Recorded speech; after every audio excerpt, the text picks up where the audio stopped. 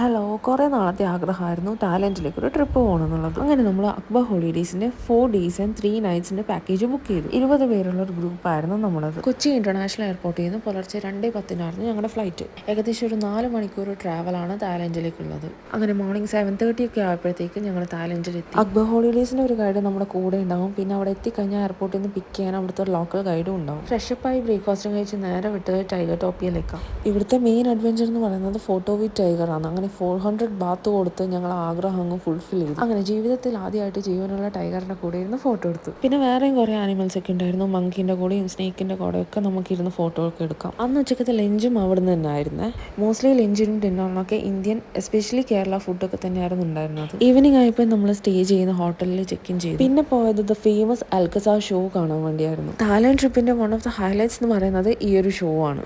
ഇതൊക്കെ കഴിഞ്ഞ് നമ്മൾ പിന്നെ പോയത് ഒരു ഫുഡ് സ്ട്രീറ്റിലാണ്. ക്രോക്കഡൈൽസും സ്നേക്കും കോക്രോച്ചൊക്കെയാണ് അവർ ഫുഡ് ഐറ്റംസ് ആയിട്ട് വെച്ചിരിക്കുന്നത്. അതല്ലാതെ രസമുള്ള കുറേ കാര്യങ്ങളുണ്ടായിരുന്നു. പിന്നെ അതൊക്കെ കഴിഞ്ഞ് ഡിന്നറും കഴിച്ച് ഞങ്ങൾ ഹോട്ടലിലേക്ക് പോയി. സെക്കൻഡ് ഡേ ഡെസ്റ്റിനേഷൻ എന്ന് പറയുന്നത് പറ്റായയിലെ കോറൽ ഐലൻഡ് ആയിരുന്നു. അവിടെ കുറേ വാട്ടർ ആക്ടിവിറ്റീസ് ഒക്കെ ഉണ്ടായിരുന്നു. പാരാഗ്ലൈഡിങ്ങും അണ്ടർ വാട്ടർ വാക്കിങ്ങും ബനാന ബോട്ടൊക്കെ നല്ല അടിപൊളിയായിരുന്നു. പിന്നെ കുറേ നേരം ആ ബീച്ചിലൊക്കെ എൻജോയ് ചെയ്ത് എല്ലാവരും നല്ല റിലാക്സ് ഒക്കെ ചെയ്തു.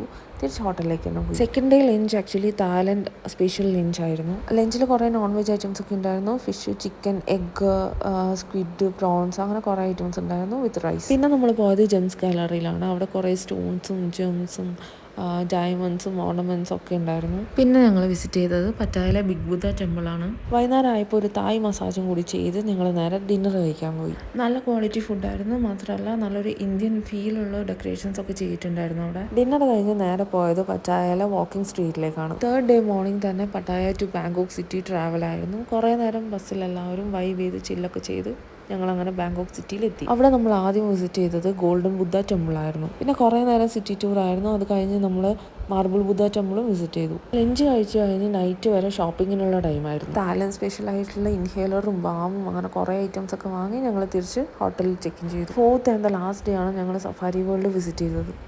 അവിടെ ആക്ച്വലി കുറേ പ്ലാന്റ്സും ട്രീസും ഒക്കെ ആയിട്ട് ഭയങ്കര ഒരു ഗ്രീൻ അറ്റ്മോസ്ഫിയർ ആണ്. കുറേ ആനിമൽസും ബേർഡ്സും ഒക്കെ ഉണ്ട് കാണാനായിട്ട്. അങ്ങനെ ആദ്യം നമ്മൾ കയറി കണ്ടത് ഒറാങ്കുട്ടൻ ഷോ ആണ്. ആക്ച്വലി നല്ല ഫണ്ണി ആയിരുന്നു. അത് കിഡ്സിനൊക്കെ നന്നായിട്ട് ഇഷ്ടപ്പെടും. പിന്നെ അത് കഴിഞ്ഞ് എലിഫന്റ് ഷോ ഉണ്ടായിരുന്നു. പെർഫോമൻസിന്റെ പീക്ക് ലെവൽ എന്ന് പറയുന്നതാണ് ഈ സ്കൈ വാർ. അത്രയ്ക്കും ടാലന്റഡ് ആയിട്ടുള്ള ആർട്ടിസ്റ്റാണ് ഇവിടെ പെർഫോം ചെയ്യുന്നത്. അന്ന് ഉച്ചയ്ക്കത്തെ ലഞ്ചും സഫാരി വേൾഡിൽ തന്നെ ആയിരുന്നു. ലഞ്ച് കഴിഞ്ഞ് പിന്നെ പോയത് ഡോൾഫിൻ ഷോ കാണാനായിരുന്നു. എനിക്ക് തോന്നി ഓഡിയൻസ് ഏറ്റവും കൂടുതൽ ഉണ്ടായത് ഈ ഡോൾഫിൻ ഷോയ്ക്കാണ്. പിന്നെ അത് കഴിഞ്ഞ് വന്നത് സീ ലയൺ ഷോ ആണ്. അതും നല്ല എന്റർടൈനിങ് ആയിരുന്നു. എല്ലാം കഴിഞ്ഞ് അറ്റ് ലാസ്റ്റ് ഒറാങ്കുട്ടൻ്റെ കൂടെയുള്ള ഒരു ഫോട്ടോ സെഷൻ ഉണ്ടായിരുന്നു. അങ്ങനെ 4 ദിവസത്തെ തായ്ലൻഡ് മെമ്മറീസുമായിട്ട് ഞങ്ങൾ എല്ലാവരും നാട്ടിലേക്ക് തിരിച്ച് ഫ്ലൈറ്റ് കയറി.